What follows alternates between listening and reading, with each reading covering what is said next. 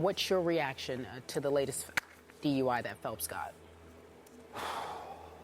Stephen A. Smith, all I know for sure is it's time for people in this country to quit giving a pass to Michael Phelps just because he's an 18-time gold medalist and an Olympic golden boy. I'm sick and tired of hearing about this.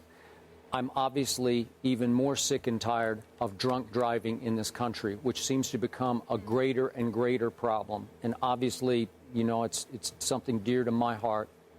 My mom nearly killed herself driving drunk, and God help us all, she didn't kill anyone else. And God help us all that in this latest incident involving Michael Phelps, reportedly no one was hurt, so I hope no one was hurt. Hope he's not hurt, because he was merely speeding, going 84 in a 45 through a tunnel with blood level alcohol nearly twice the legal limit, So back in 2004, when Michael Phelps was 19 years of age, he also had a DUI. He pled out of it, 18 months of probation. He's a kid. Kids do these things, no big deal. Then we had the picture of him in 2009 sucking a bong at a college party in South Carolina. USA Swimming suspended him for 3 months, but hey, it's okay because he's just a kid, and he's actually retiring from swimming at that point, or so we thought. Now he's back competing in swimming, and he's been busted again, 84 in a 45, twice the legal limit. And I don't know what his plans are. I assume going toward 2016, he's aiming toward the Olympic team again. I don't know what their rules are. I don't care about their rules. All I know for sure is that he still does ads for Subway and Under Armour and Visa. And I personally, for one, I don't want to see him on my TV anymore because I've had enough of him. It's time for people to step back and say, this is outrageous behavior. If he has a problem, he needs to go get help for his problem. But it's time for people to quit idolizing Michael Phelps as some kind of Olympic icon. And you want to talk about fortunate? I'm not that into swimming. I'm not sure that many people in this country are that into swimming. But we are all into those who compete for the United States of America at the Olympics. So because of that, he became regal status in this country. And I, for one, am sick and tired of people looking the other way while he drives drunk.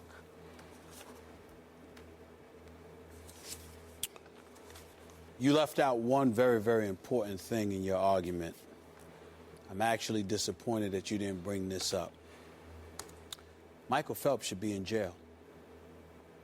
Michael Phelps should be behind bars. I don't care if it's for a few hours or a few days. Let him spend some time behind bars, locked up for about a week or so. Let's see how he feels. I'm not opposed to that. The Fort McHenry Tunnel on Interstate 95 is a place that I drive through at least once a month. I am telling you right now, we are lucky that we're not hearing that somebody wasn't killed. Yep. 84 through a 45 mile per hour. I go through the Fort McHenry Tunnel all the time.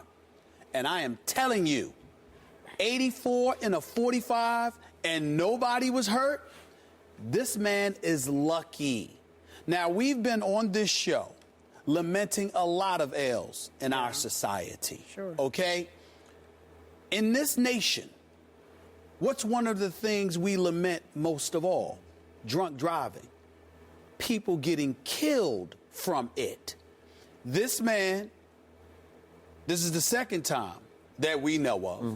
And if you remember, when he got called to the carpet for it, first charge was in 2004, and I understand that he was young there, on the eastern shore of Maryland, received 18 months probation, $250 fine, also was required to deliver a presentation on alcohol awareness to students at 3 high schools.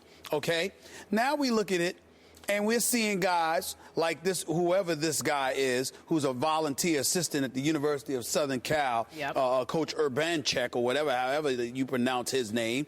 And he's talking about how he was going to write a letter in support of Michael. He said, I wrote Michael, we'll get over this one too. Regardless of what anyone says, you're a good guy. What does being a good guy have to do with anything? Yeah. It has nothing to do with that. I'm quite sure Michael Phelps is a good guy. I'm quite sure he's a very nice guy. I'm quite sure that his heart obviously is in the right place, that he means no ill will towards anybody else or anything like that. But that doesn't have anything to do with the fact that you're drunk and you decide to get behind the wheel of a car and endanger not just yourself but the lives of other people. And to me, that resonates. And the reason why it also resonates, Skip Bayless, is because if we're going to get on professional athletes representing the brand, representing the brand, what do you say about somebody who's representing the United States of America? This is Olympic competition. Mm-hmm. You understand? Olympic competition. You retired after the 2012 Olympics in London before ultimately coming back and winning 3 gold medals just a couple of months ago. Yep. But the point that I'm trying to make is that shouldn't there be even more of an onus, even more of a responsibility on your shoulders if you are representing the red, white, and blue as opposed to the NBA or the NFL or Major League Baseball or the National Hockey League? Yep. This is Olympic competition, which means that while you've got the league like the NBA, which has successfully globalized its brand, the NFL with games in London trying to globalize its brand, baseball wishing they could do so as well, you have an individual who is a walking global icon. Yes. Yep. So how come the onus and the responsibility placed on his shoulders isn't far greater? Stephen A., you bring up a really good point. What is it about one Michael Phelps where we decide to give him a pass, but yet we hold other athletes accountable? And I'm not saying we, but I meant as a society. It's hard to say. Like MAD. Where's MAD right now? Mothers Against Drunk Driving. Are they upset? I hope we hear from them shortly. I hope we hear from them.